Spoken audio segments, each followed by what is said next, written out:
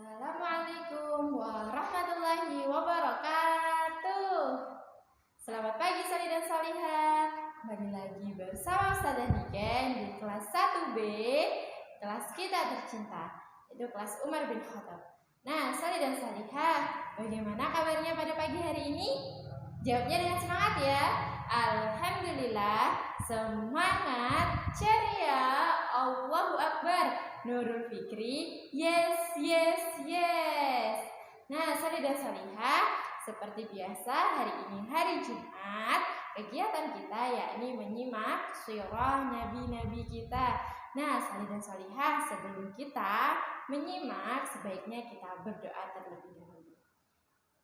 Sikap berdoa: tangan diangkat, kepala ditundukkan, mata dipejamkan, hati dihusyukkan. Berdoa mulai. Abata, a'udzu billahi minasyaitonir rajim. Bismillahirrahmanirrahim. Alhamdulillahi rabbil alamin. Arrahmanirrahim. Maliki yaumiddin. Iyyaka na'budu wa iyyaka nasta'in. Ihdina siratal mustaqim. Siratal ladzina an'amta 'alaihim ghairil maghdubi 'alaihim waladdallin. Amin. Asyhadu an la ilaha illallah wa asyhadu anna Muhammadar Rasulullah.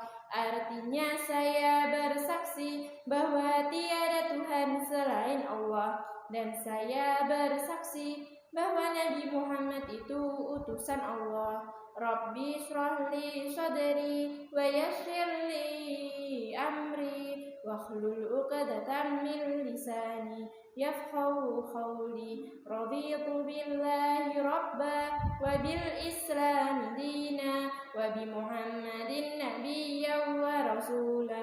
Rabbi zidni ilma warzuqni fahma. Amin ya rabbal alamin.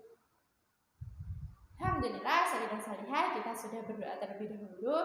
Nah, selanjutnya yuk langsung saja kita simak video syirah dari Nabi Yakub alaihi salam. Videonya berikut ini. Nabi Ishak alaihi salam mempunyai dua orang anak, yaitu Is atau Aish dan Yakub. Ketika usia Nabi Ishak sudah lanjut, penglihatan dan pendengarannya tidak lagi baik. Ishlah yang setiap hari melayani kebutuhan Nabi Ishak. Itu adalah tanggung jawabnya sebagai anak tertua. Suatu ketika, sang ibu meminta Yakub untuk menyiapkan makanan untuk Nabi Ishak. Yakub mengerjakan perintah ibunya dengan senang hati. Melihat perilaku anaknya yang sangat baik, Nabi Ishak mendoakan Yakub. Beliau berkata, "Semoga engkau menurunkan nabi-nabi dan raja." Ish merasa iri setelah tahu bahwa ayahnya mendoakan Yakub. Ia merasa Yakub telah lancang menggantikan tugasnya menyiapkan makanan untuk ayah. Seharusnya doa itu untuk dirinya, bukan untuk Yakub. Ish kemudian mengancam akan membunuh Yakub agar doa ayahnya itu tidak terwujud. Mengetahui bahwa hubungan kedua putranya tidak harmonis, sang ibu menyuruh Yakub untuk pergi ke Padang Aram, ke rumah pamannya. Yakub pun menuruti perintah ibu. Ia pergi secara sembunyi-sembunyi pada malam hari. Karena kebiasaan inilah, Yakub disebut Israel, yang berarti berjalan di malam hari. Yakub tiba di Padang Aram dengan selamat. Ia kemudian mencari rumah pamannya dan meminta izin untuk tinggal di sana. Sang paman mengizinkan Yakub untuk tinggal. Ia bahkan menganggap Yakub sebagai anaknya sendiri. Laban bin Batwih atau paman Yakub adalah seorang yang dermawan. Ia selalu membagikan sebagian hartanya untuk orang-orang yang tidak mampu. Melihat perilaku pamannya yang begitu terpuji, Yakub lantas menirunya. Kemudian Yakub pun dikenal sebagai dermawan yang baik hati.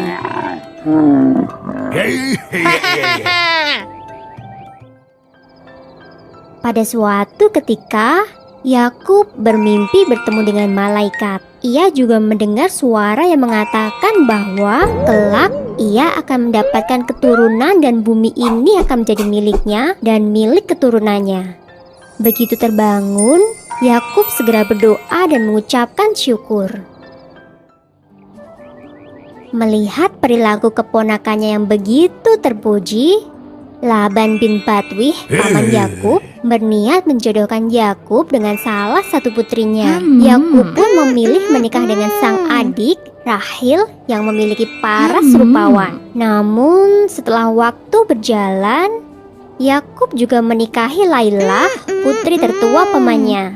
Saat itu menikah dengan kakak adik belum dilarang oleh agama.